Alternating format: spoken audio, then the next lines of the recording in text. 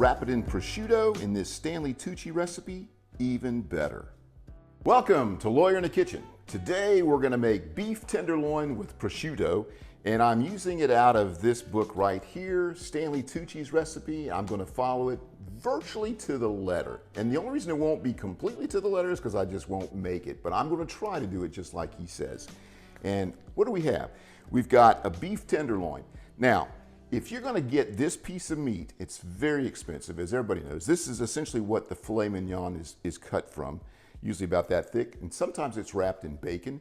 This is essentially kind of like that because we're going to wrap it in prosciutto, although this has much more flavor and much less fat. We're going to use about 12 slices of prosciutto, about a 2.5 to 3 pound beef tenderloin, 2 ribs of celery. We're going to cut them lengthwise in half and then cut them in about 2-inch pieces. We're going to cut the carrot in half in about 2-inch pieces. We're going to cut an onion and we're going to quarter that. That's going to go in the bottom of the pan. We're going to cover the roast with some Dijon mustard so that the rosemary and the sage and the salt and the pepper stick to it. And then we're going to wrap that up with the prosciutto. Then tie this loosely, nice and gently, just enough to keep the prosciutto on there. Put it on a rack over these vegetables. Put it in an oven at 500 degrees, and then we'll make the sauce for this out of wine, chicken stock, and the drippings that are in the pan.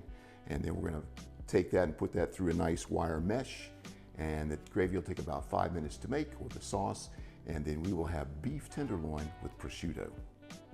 All right, first thing we're going to do is put on our oven at 500 degrees. It's going to take a few minutes. That's a pretty hot oven.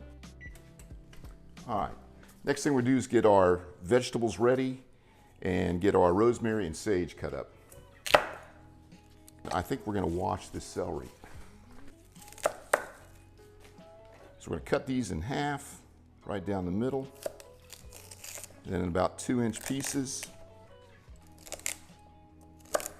And the best way to do this, in my opinion, is to put your hand over like this and let it just start into the carrot, and then stop the carrot from rolling, and then just come straight down.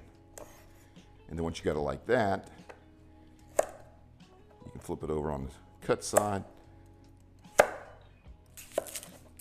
We're just going to quarter this. And this is essentially a mirepoix, which is carrots, celery, and onion. We're going to quarter it.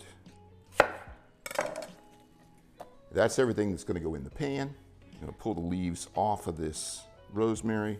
We're looking for about a tablespoon of rosemary and about a tablespoon of sage. Man, this stuff smells good. You can smell this. Can you smell it, Sharon? Is that a yes? Yes. All right, so that'll be about a tablespoon when it's chopped. And this doesn't have to be finely chopped. This is almost done. And then on the sage, you can do the same thing. This thing cooks in about 30 minutes. The temperature we're looking for is 125, 126, no more than 128, because we'll take it out, it'll rest for 10 minutes, and in that 10 minutes we'll make the sauce from the drippings and everything else that we have.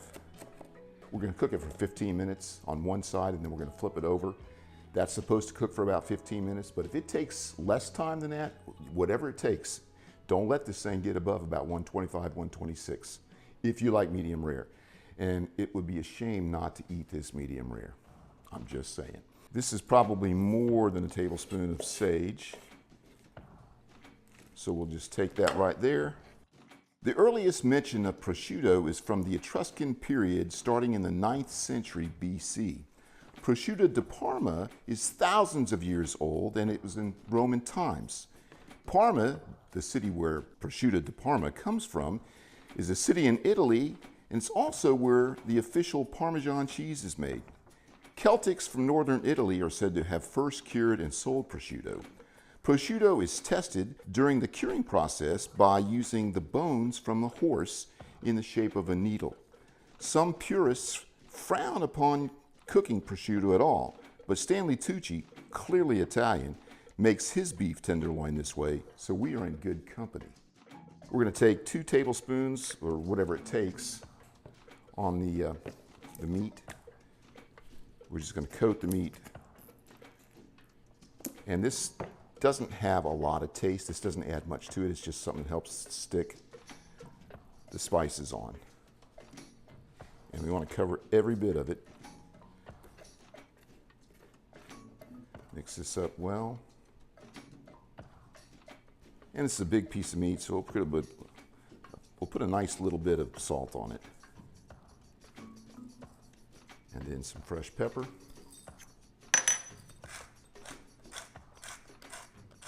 I don't really put salt and pepper in the ingredients a lot of times because it's pretty much understood. Unless you're making Jell-O or some dessert, you almost always want salt and pepper. All right, so this is ready to flip. Some more Dijon. That should be plenty. Get our herbs on there. Salt and pepper. We're gonna see how many slices of prosciutto we need, but about 12. And if you let this sit out a few minutes, it's a little bit easier. And they almost always have these pieces of paper between them. Let them overlap just a little bit. And we're gonna place them on the board lengthwise like this. It doesn't look like it's take more than 4 right here. All right. That looks pretty good right there. And we're going to cover the whole thing. So we're going to bring this up. And that won't stay. We don't expect it to stay. And tuck this one in and cover this over there like that. And you probably will need at least 2 packs of this stuff. Okay, so we're covering it up. Pull it like that. I think that's going to do it. Oh, let's pull this one back up here and cover that.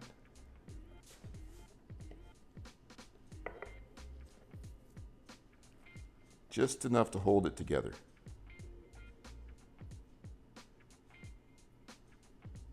And that's good there.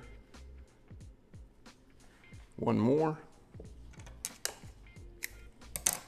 Okay, and then I'm going to go ahead and trim these strings because we don't want all that there. We're going to get a pan with a rack. Now this is the only thing I don't have. I don't have a pan where this meat can be like next to the edge.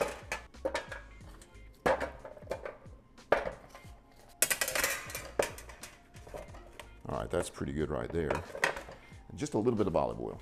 My wife is looking at me like, what are you doing? This is ready to go on the rack. That looks good. We're just waiting for the oven. All right, our beef tenderloin's all ready. It's got everything on it. It's tied up. Everything's set. Oven is at 500. We're gonna put it in here like this for 15 minutes and then we're gonna turn it completely over.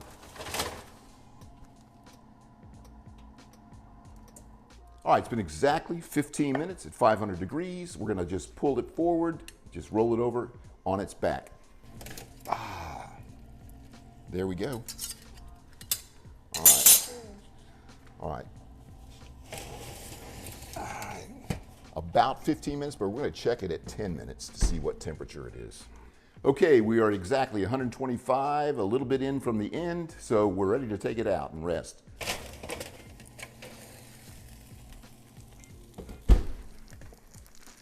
All right.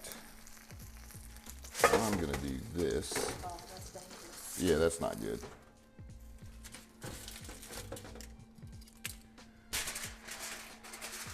All right, these are pretty simple ingredients. We've got 1 cup of very chilled chicken broth. I'm going to put 1 tablespoon of flour in that. The reason I chilled it, it's easier to stir this up and not have lumps.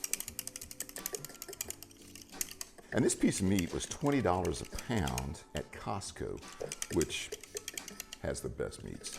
I mean, I've got a bottle of Margot 2020. This was given to me by our good friend Yuki as a birthday present. So in honor of Yuki, we're going to go ahead and use that for this sauce. Even the charred stuff, everything goes in there. And get some of those drippings. It would be better to use the same pan, but I don't know about this one. sitting on a burner. So I'm going to use this to loosen all the ingredients.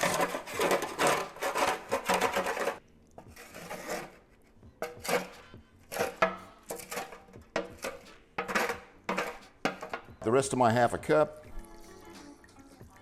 that's about right. One more stir on this. That looks great. Look at that. There's no lumps. If you make it really cold, it really works. All right, so we're ready to turn this on. And this gravy will be done, this sauce will be done before our meat is finished resting. We want to cook this about 5 minutes.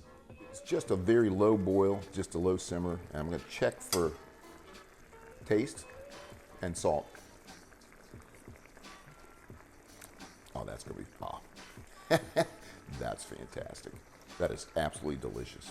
All right, so there's our 5 minutes, and we have, this is a nice consistency, and all we got to do is strain this and cut the tenderloin. All right, so we just want the sauce. So I've got a very fine mesh strainer.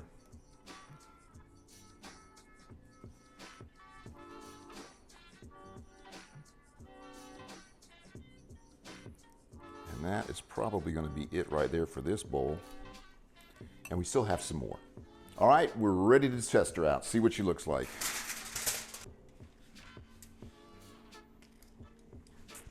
All right, we're gonna cut our strings off.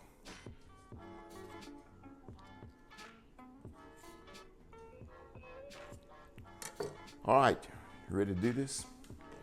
Man, this better be right. All right.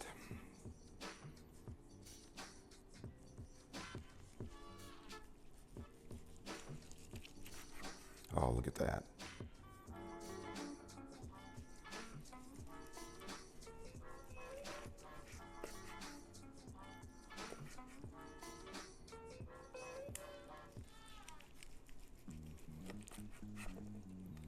Look at that. That is perfectly medium rare.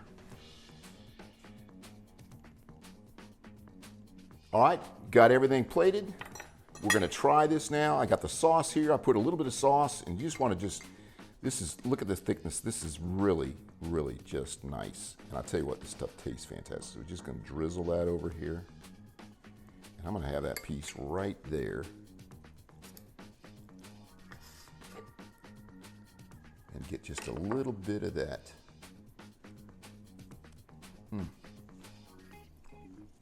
On. That's fantastic. I miss the prosciutto. Isn't that good? That's fantastic. You gotta try this. It took about an hour to cook this. You saw how easy this is. Super tasty. The sauce is great. If you like this, I appreciate it. If you like and subscribe. If you comment, I'll comment back. If you send a picture of one of your dishes that you've made that are mine, that is mine. I'll figure this out. I can speak English. I'll probably post it. And I'll see you next time on Lawyer in the Kitchen.